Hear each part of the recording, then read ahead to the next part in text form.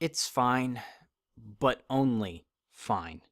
Disney's current remake trend so far has largely just been, hey, you like this movie we made that you saw as a child. Pay us to experience it again or have fond memories of it. The trend has led to mostly average watches like The Jungle Book and Cinderella, and some outright bad films like Beauty and the Beast, Alice in Wonderland, and Dumbo. I will say the best of the remakes is easily Maleficent, of which we're getting a sequel this year, because it did something so largely different and original compared to the film it remakes.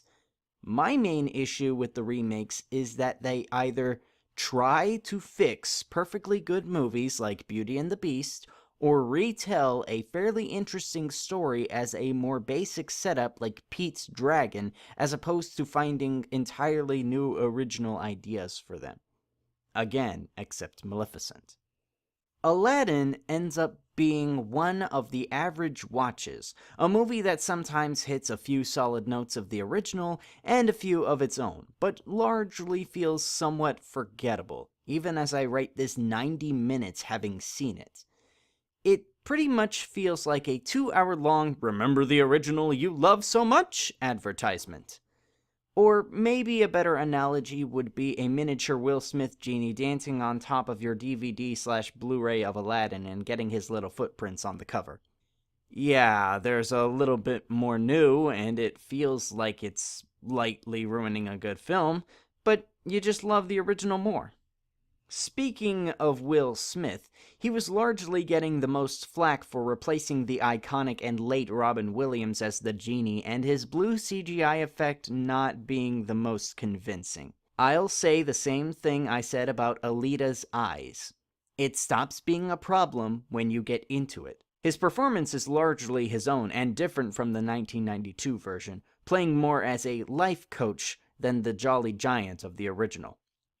He's one of the better parts of the film, even if half of his highly animated movements don't work and feel like poor imitations of the originals, though some new visual gags do work. Aladdin in the film is, well, he's kind of the poster boy for the film in that he's fine. Not terrible, not great. Does really well in the stretch around A Whole New World, but does less with more opportunity. Some of the supporting players are fine. Hakeem, the main guard, needed more screen time, and Jasmine's handmaiden Dahlia is hilarious, a great addition. But Naomi Scott as Jasmine is the MVP on the acting side, and the one true improvement in the film. Jasmine was my first childhood animated crush, and she's great in the original. But Naomi Scott's version is more empowering with a really great original song of her own, and holds just as many qualities I treasured in the original. I seriously hope Naomi gets bigger and better roles. Pakistani Miss Marvel, Poison Ivy, or even a female James Bond would be great roles for her. But the weakest performance in the film is Jafar. From trailer 1, he looked without menace or intimidation, which is 100% what happens in the film. On the script, Jafar is interesting as he's an ex-thief like Aladdin, and wants to make a militarized border state. I'll get back to that. But he's one of the weakest looking villains in the recent memory.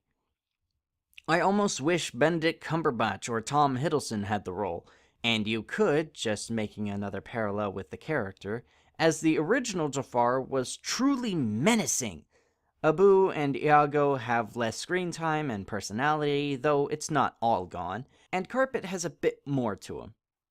And before I go further, Jafar and Jasmine have a rather blatant Trump versus Hillary allegory going, although there's nothing clever done or even said with it. It just kind of says, Trump's a prick, Hillary should have won, and that's all.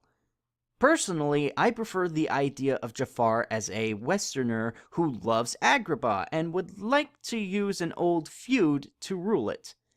Because then it's a Hitler allegory and that's just as blatant, but with a bit more to say.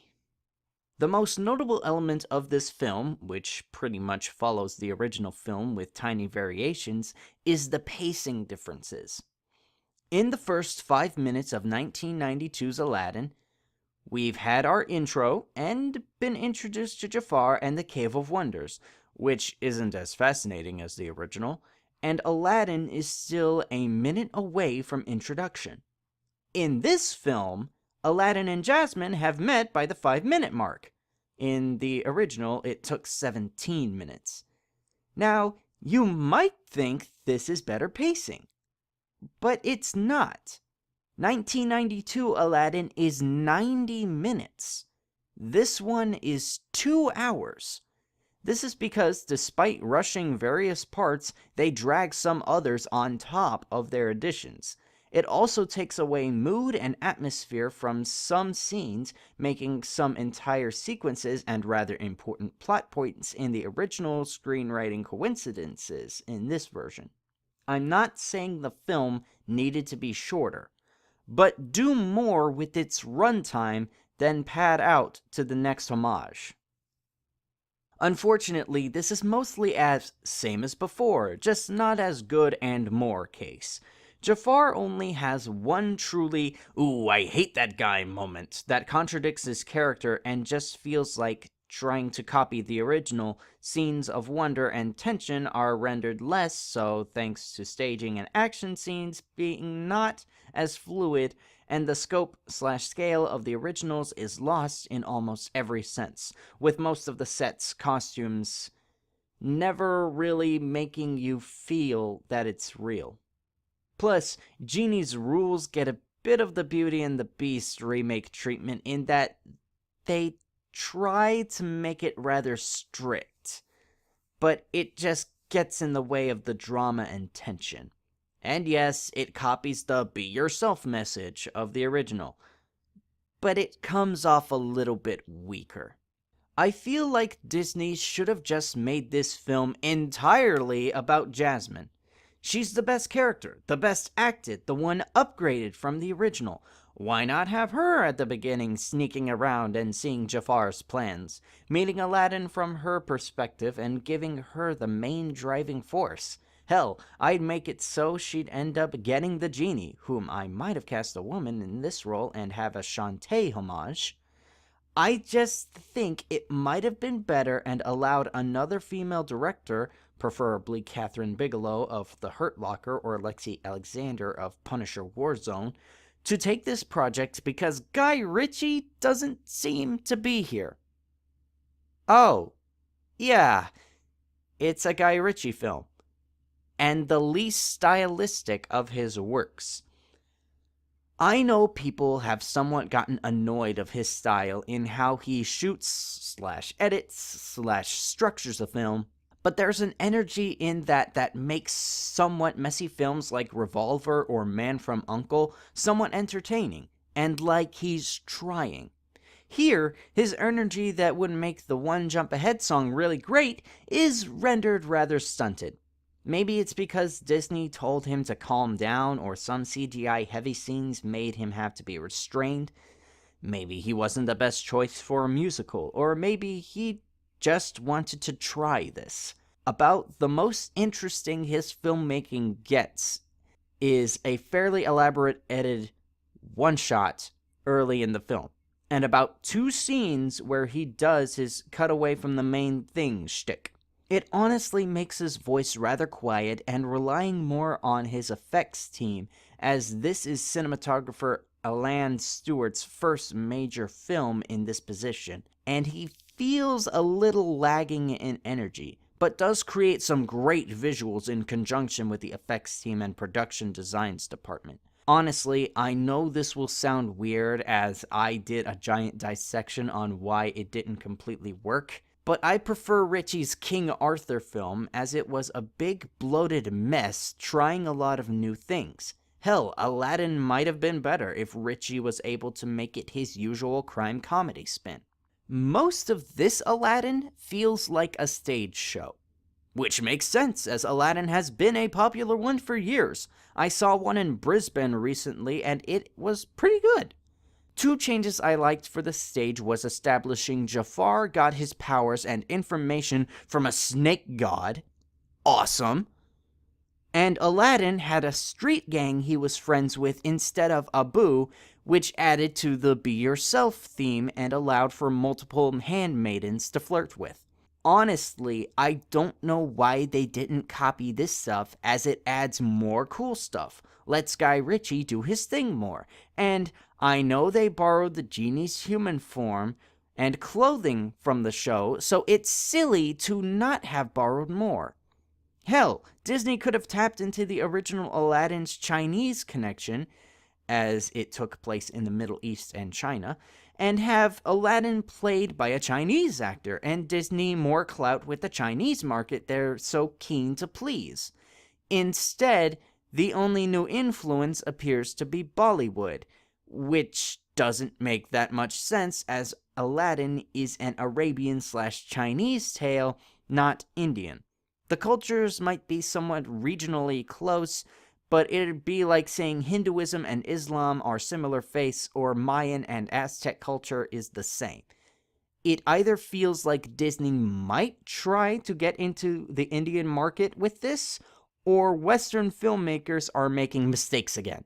I'm not of Indian or Arabian descent, though I do have Chinese ancestry, if you can believe. So it's not my place to say if it's appropriate, but I wouldn't argue if that was the case. I wasn't angry in this movie like I was with Beauty and the Beast, or bored like Pete's Dragon.